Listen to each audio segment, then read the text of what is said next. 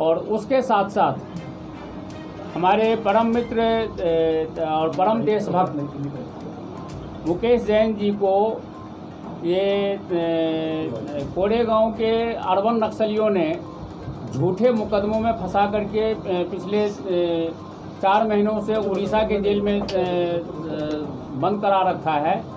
हालांकि आप ये देखिए कि 2 केस सिमिलर दिल्ली में भी हुआ था, जिसमें हमने उनको जमानत दिला करके फ्री कर दिया था। उसके बाद फिर जब इन लोगों ने देखा कि ये वो कामयाब नहीं हुए हैं, और उसका सबसे बड़ा कारण ये है कि गौतम नवलखा और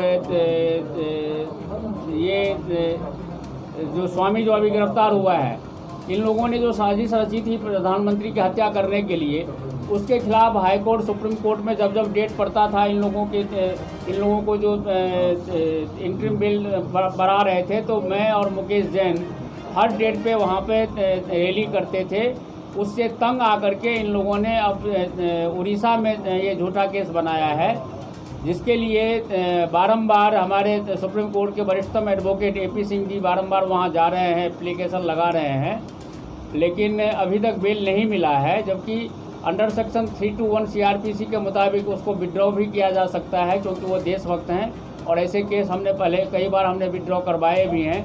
प्रशांत भूषण जैसे देशद्रोही को जब सिमिलर बयान पर 1 रुपये का जुर्माना करके छोड़ा जा सकता है, तो मुकेश जैन को क्यों नहीं छोड़ा जा सकता। CRPC के मुताबिक 90 दिनों तक यदि चार्जशीट फाइल नहीं हो तो उनको वैसे भी छोड़ने का प्रावधान है, लेकिन उसके बावजूद भी 100 दिन से ज़्यादा हो गए, अभी तक उनको छोड़ा नहीं गया है। इसीलिए मैं chief justice of India, Orissa के हाई कोर्ट के चीफ जस्टिस, प्रधानमंत्री, कानून मंत्री अमित शाह, इन सबसे मैं निवेदन करता हूं कि ये लोग और हालांकि वो हमारे मुकेश जैन जी, गणेशी लाल जो गवर्नर हैं, उनके भी बड़े अच्छे मित्र हैं, मेरे साथ में कई बार मिले हैं उनसे। चीफ मिनिस्टर नवीन पटनायक से भी कई बार हम लोग मिले हैं। वो चूँकि हम लोग एक मंदिर बना रहे हैं वहाँ पे कोणार्क में, जो आप लोगों को पता है कि पिछले 113 सालों से अंग्रेज़ों ने बंद किया था, सरकार की हिम्मत नहीं उसको खोल सके, तो वहाँ पर हम 200 करोड़ का एक कोणार्क सूर्य मंदिर बना रहे हैं। कोणार्क सूर्य मंदिर के पिछले हिस्से से हमने 6 एकड़ ज़मीन ऑलरेडी खरीद लिया है। तो ये लोग, ये देशद्रोही लोग नहीं चाहते थे कि मुकेश जैन एक ऐसा ऐतिहासिक काम करें, तो उसके लिए इन्होंने उनको बंद करवाया है। उस केस के बारे में विस्तृत जानकारी आपको हमारे परम आदरणीय वरिष्ठतम एडवोकेट सुप्रीम कोर्ट के AP सिंह जी आपको दे रहे हैं। हमारे सभी पत्रकार महोदय, इलेक्ट्रॉनिक और प्रिंट मीडिया के सभी जो उपस्थित हैं, सभी को नमस्कार। और साथ में जैसा कि अभी हमारे परम पूज्य स्वामी ओम जी ने आप सबको बताया, इस केस को मैं लड़ रहा हूं। और मुकेश जैन जो हिंदू धर्म रक्षक दारा सेना के राष्ट्रीय अध्यक्ष हैं, इन्होंने भगवान श्री जगन्नाथ की प्रभु की रथ यात्रा कोरोना काल में समय पर निकले, क्योंकि उसकी तैयारियां बहुत समय पहले से होती हैं। इसलिए इस बात की मांग को लेकर सुप्रीम कोर्ट में याचिका लगाई। सुप्रीम कोर्ट में पहली उनकी याचिका खारिज हो गई, उसके बाद दोबारा रिव्यू डाली।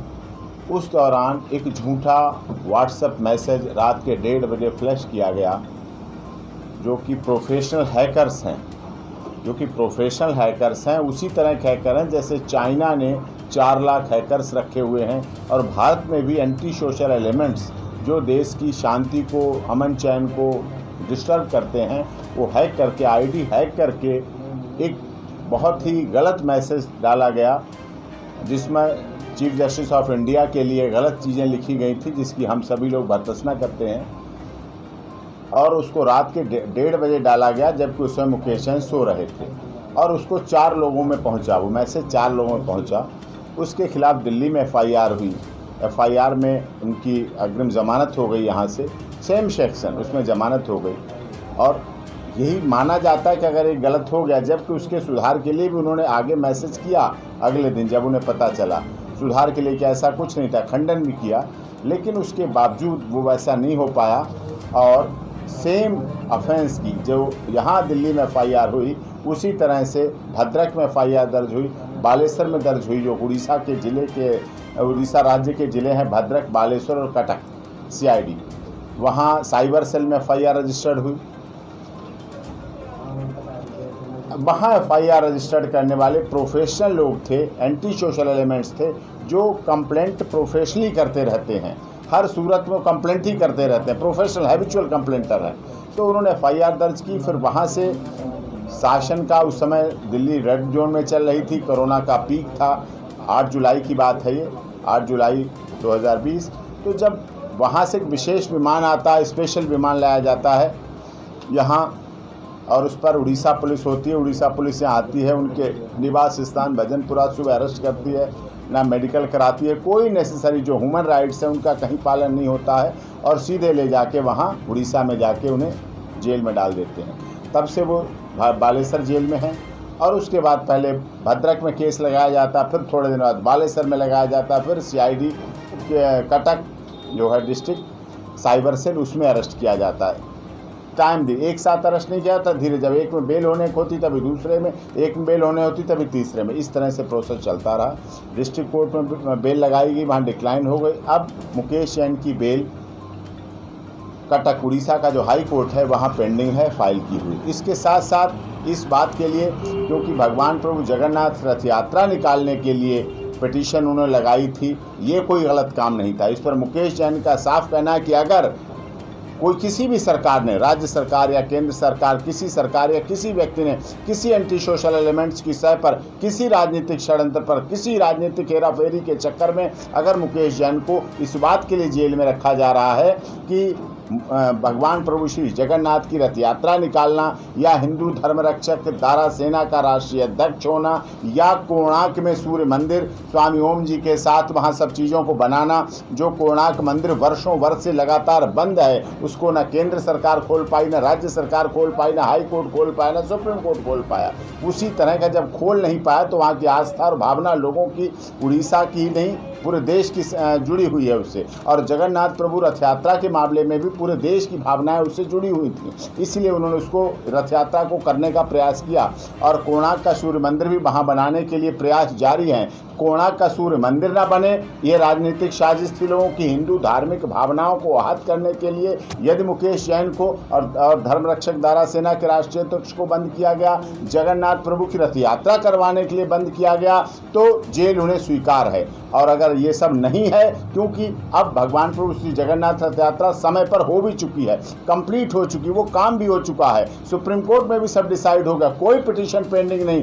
फिर इस तरह से सोशल मीडिया, सोशल व्हाट्सएप पर एक आईडी हैक की गई, जो झूठी आईडी बना के उसको डाला गया और वायरल किया गया। वायरल भी सिर्फ 4 लोगों में हुआ। 4 लोगों से कहाँ भावना होती, और 4 लोगों में कोई कंप्लेनेंट नहीं है, अकाउंट वेरीफाइड नहीं किया गया।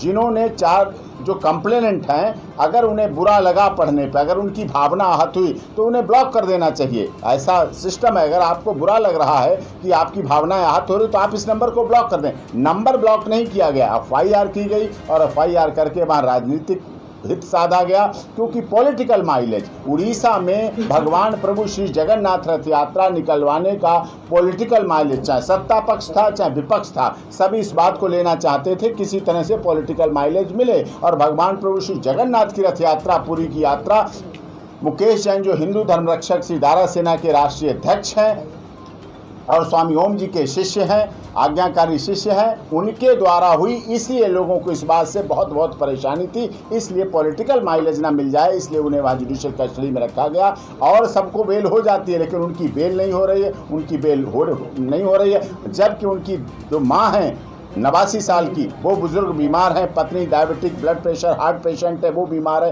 कोई देखभाल करने वाला नहीं, कोई केयर टेकर नहीं। आप सब व्यक्तिगत रूप से भी जानते हैं मुकेश जैन जी को कि उन्होंने सुप्रीम कोर्ट में भी कितने जनहित के मुद्दे, नेशनल ग्रीन ट्रिब्यूनल के माध्यम से कितने जनहित के मुद्दे, हिंदू सभ्यता संस्कृति से संबंधित मुद्दे, चाहे दिवाली के पटाखों को लेकर हो, चाहे बकरीद को लेकर हो, चाहे और चीज़ें हैं, यमुना के उस पर सफाई अभियान को लेकर हो, बहुत सी सामाजिक समसामयिक के विषयों को लेके उन्होंने सुप्रीम कोर्ट में पिटीशन भी डाली हैं और नेशनल ग्रीन ट्रिब्यूनल में भी स्वामी जी की भी पिटीशन है। सबकी पेंडिंग। देश की भक्ति की बात करें तो देशभक्ति का कार्य करने वालों को अगर देशद्रोही कहा जाता है तो ये पूर्ण रूप से ह्यूमन राइट का भी वायलेशन है।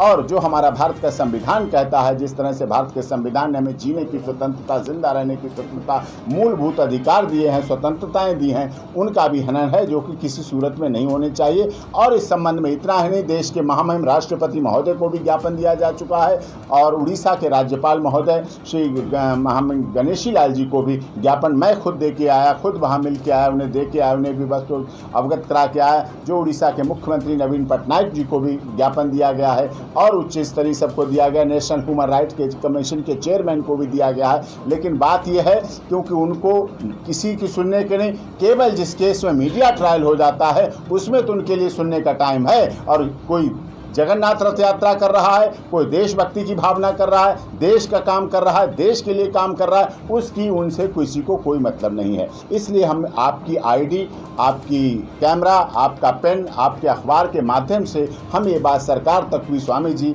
और हम, हमारे साथ शिवनंदन सिंह वत्स हैं जो क्षत्रिय समाज न्यास के राष्ट्रीय अध्यक्ष हैं और भारतीय संपूर्ण क्रांतिकारी पार्टी के राष्ट्रीय सचिव हैं, वो भी हैं, वो भी अपनी बात कहेंगे। और ये सब इसलिए हमें आपकी मदद चाहिए कि इतने दिन हो गए हैं, 8 जुलाई 2020 से मुकेश जैन जुडिशियल कस्टडी में बालेश्वर जेल में हैं। एक राजनीतिक षड्यंत्र, सोची समझी साजिश के तहत उन्हें गिरफ्तार किया गया। एक ही केस, देखिए, एक व्हाट्सअप, विडंबना ये है, आप लोग सब बुद्धिजीवी हैं, एक व्हाट्सअप मैसेज की सजा कितनी जगह दोगे, पहला क्वेश्चन ऑफ लॉ। दूसरी, एक व्हाट्सअप मैसेज से अगर दिल्ली में आहत हो गई और दिल्ली पुलिस के नॉर्थ एवेन्यू पुलिस स्टेशन ने FIR रजिस्टर्ड कर ली और उसमें उसी सेक्शन में बेल दे दी गई, जमानत दे दी गई, तो क्या दिल्ली की IPC अलग है और उड़ीसा की IPC अलग है? यहाँ की CRPC का अलग है, वहाँ की CRPC अलग है। दिल्ली का भारत का संविधान अलग है, उड़ीसा का भारत का संविधान अलग है। इस तरह से जो भेदभावपूर्ण नीति अपनाई गई, भेदभाव किया गया, इस केस में उसी समय, जिस समय हुआ जून में, उसी समय से बेल में है और वहाँ उस समय के बाद से तब से जेल में है और उन्हें बेल नहीं मिल पा रही, रिहाई नहीं हो रही। ना उड़ीसा के गवर्नर साहब कोई ध्यान दे पा रहे हैं, देश के महामहिम राष्ट्रपति महोदय भी ध्यान नहीं दे पा रहे हैं। इसलिए आप सबसे हमारी अनुरोध है, प्रार्थना है, आप इस पर अपनी कलम और अपनी ID का प्रयोग करके जनहित में, जो देशभक्ति की भावना से ओतप्रोत है, और IT एक्ट के आधार पर मुकदमा लगा। IT एक्ट आप देखते हैं सब कितने बड़े बड़े, राहुल गांधी, मोदी जी, धीरूभाई अंबानी, अडानी, सबकी विदेशों में ID हैक हो जाती है। आप रोजाना सुनते हैं ID हैक हो गई, ID हैक हो गई। जब उनकी ID हैक हो सकती है, मुकेश जैन फिर किसके का, जब उनकी भी ID हैक हो गई। तो IT एक्ट का भी हमारे भारत में शुरुआत है IT एक्ट की, और इस शुरुआत में ही इतनी बड़ी सजा दे देना कि इतने दिन से जेल में है, गलत है और गैर कानूनी। शिवनंदन सिंह जी हैं, राष्ट्रीय अध्यक्ष हैं क्षत्रिय समाज न्यास और भारतीय संपूर्ण क्रांतिकारी पार्टी के सचिव। सबसे पहले मैं आए हुए सभी print media, electronic media, social media को, आए हुए सभी बंधुओं को धन्यवाद देता हूं। आज जो देश आधारित शिला रखी जा रही है वो केवल प्रिंट मीडिया, मतलब मीडिया के माध्यम से ही जो है फैसले हो रहे हैं। आप देखो, हिंदुस्तान में जितने भी केस हो जाए, हर केस जो है मीडिया ही। इसलिए आप लोगों से अनुरोध है कि मुकेश जैन जो देश हित के कार्य करते थे और एक आस्था का कार्य करते हैं, उनके देश हित का काम करने वाला, देशभक्त का काम करने वाला सरकार ऐसा कर रही तो बिल्कुल गलत कर रही है। तो क्षत्रिय समाज न्यास ऐसे कार्य करने वालों का खंडन करती है। सरकार के अगर ऐसा करती है तो बिल्कुल उसका विरोध करेगी। मुकेश जैन ने बहुत अच्छे अच्छे कार्य किए, उनके साथ में कई प्रोग्रामों में रहा, कई प्रेस कॉन्फ्रेंस किया। उन्होंने भी लास्ट टाइम दीपावली में पोल्यूशन कैसा होता है उसके लिए उन्होंने बहुत अच्छा कार्य किया था। सफाई अभियान पर कई जगह कार्य किया था। जब अच्छे अच्छे देश हित में कोई व्यक्ति अगर काम कर रहा है, अगर उसके खिलाफ कोई साजिश चली जा रही है, तो सरकार को मतलब जो है इस पर विशेष ध्यान दे के सच्चाई को सामने रख कर कार्य करना चाहिए। और अगर ऐसा सरकार करती रहेगी, ऐसे देशभक्तों का हनन करती रहेगी, अगर दबाती रहेगी, तो आज तो क्षत्रिय समाज न्यास का ऐसे बहुत सारे संगठन मुकेश जैन के लिए खड़े हो जाएंगे हर तरह से। मतलब यदि कोई सवाल आप लोगों को पूछना हो तो आप लोग पूछ सकते हैं। AP सिंह जी, आपसे एक सवाल है। आप कभी कह रहे हैं कि अकाउंट हैक हो गया, कभी कह रहे हैं व्हाट्सएप है, और कभी कह रहे हैं कि दूसरे ID से बना दिया गया। तो हैक हुआ है, हैक होके दूसरी ID से बना के उस पर मैसेज फ्लैश किया गया 1:30 बजे। यही हमें साइबर सेल CID ने कहा है कि आपके हिसाब से हुआ, हम यही वेरिफिकेशन कर रहे हैं। उसने कहा व्हाट्सएप मैसेज है, जी। कहा कि हैक हुआ है, फिर आपने कहा कि उनके आईडी से किसी ने किया है। क्या तीनों में कौन सा सही है? उनके अकाउंट को हैक करके, व्हाट्सएप अकाउंट को हैक करके उसको रात के 1:30 बजे किया गया, जबकि वो बीमार आदमी है, विभिन्न दवाएं लेते हैं और 10 साढ़े 10 बजे सो जाते हैं।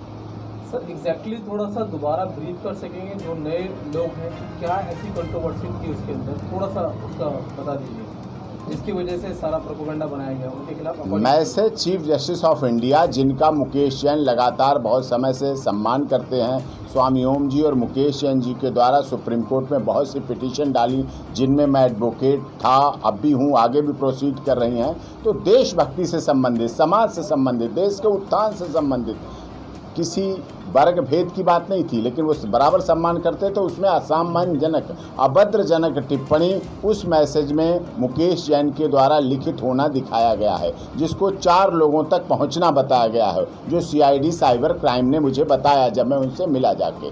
इस आधार पर 4 लोगों तक पहुंचना बताया गया, जिसमें एक एफआईआर दिल्ली में रजिस्टर्ड हो गई, जिसमें उसी सेक्शन में बेल हो गई, और दूसरी एफआईआर भद्रक में हुई, बालेश्वर में हुई, कटक हुई, सीआईडी उड़ीसा में साइबर सेल में हुई, और उनमें उन्हीं सेक्शन, एक ही व्हाट्सएप मैसेज है। मैंने अगर मान भी लिया कि व्हाट्सएप मैसेज मैंने किया, जबकि हमने नहीं किया, मुकेश जैन ने नहीं किया, तो उसी सेक्शन में यहाँ तो बेल होती है उसी व्हाट्सएप मैसेज पर, और उसी में भद्रक में 8 जुलाई से जुडिशियल कस्टडी में है, बालेश्वर में 8 जुलाई से कस्टडी में है, और सीआईडी साइबर सेल में 8 जुलाई से कस्टडी। सर आपको क्या लगता है कि ये एक राजनीतिक मुद्दा बनाने की कोशिश की? हाँ, एक राजनीतिक माइलेज। मुकेश जैन उड़ीसा के हीरो न बन जाएं, जगन्नाथ रथ यात्रा करवाने वाले नायक न बन जाएं, इसलिए जो भी पक्ष या विपक्ष, जो भी दल रहे, उन्होंने यही सोचा कि पॉलिटिकल माइलेज, क्योंकि भगवान प्रभु श्री जगन्नाथ रथ यात्रा को लेकर उड़ीसा के ही नहीं पूरे देश और पूरी दुनिया में लोगों की आस्था है, विश्वास है, धार्मिक विश्वास है, अपनी मान्यताएं हैं। इस आधार को लेकर उन्होंने झूठा केस रजिस्टर करा के